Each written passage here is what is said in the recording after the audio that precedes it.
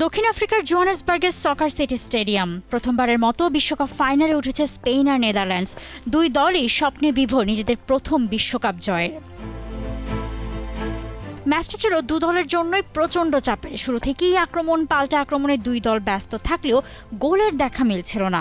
ফাউলের পর ফাউল, হলুদ কার্ডের বন্যা। ফাইনালটি হয়ে ওঠে বিশ্বকাপ ইতিহাসের অন্যতম শারীরিক লড়াইয়ের মঞ্চ। শেষমেশ নির্ধারিত 90 মিনিট শেষ হয় কোনো গোল ছাড়াই। অতিরিক্ত সময়েও ম্যাচ যখন টাই ব্রেকারের দিকে এগোচ্ছে তখনই আসে সেই মুহূর্ত। 116তম মিনিট, সেস ফাব্রেগাসের নিখুঁত পাস ডি বক্সে পৌঁছে যায় আন্দ্রেস ইনিয়েস্তার কাছে। কোনো সময় নষ্ট না করে ডান পায়ের জোরালো শটে বল জড়িয়ে দেন জালে। মুহূর্তেই পুরো স্টেডিয়াম বিস্ফোরিত হয় উল্লাসে। স্পেন এগিয়ে যায় 1-0 ব্যবধানে। AKS অর্জন করল গিনেস ওয়ার্ল্ড রেকর্ডস।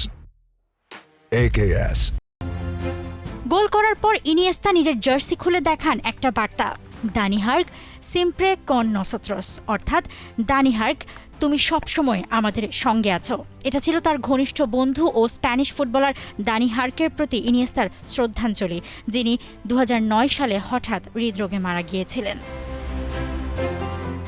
এরপর শেষ বাঁশি বাজতে স্পেন প্রথমবারের মতো বিশ্ব চ্যাম্পিয়ন হয়। ইউরো 2008 জয়ের পর বিশ্বকাপ 2010 স্পেনের সোনালী প্রজন্ম নিজেদের শ্রেষ্ঠত্বের মুকুট সম্পূর্ণ করে যেন।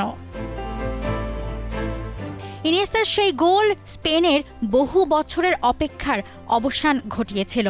আজও 2010 সালের বিশ্বকাপের কথা মনে হলে 116তম মিনিটে সেই শট, ইনিয়েস্তার উচ্ছ্বাস আর স্পেনের ফুটবল ইতিহাস বদলে দেওয়া সেই অবিস্মরণীয় মুহূর্তই সবার মনে আসে। মৌসুমী Alam, T Sports. For more updates, subscribe to our YouTube channel and click on the bell icon.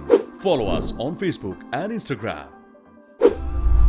Download T Sports app to enjoy exciting games and highlights. Visit tsports.com.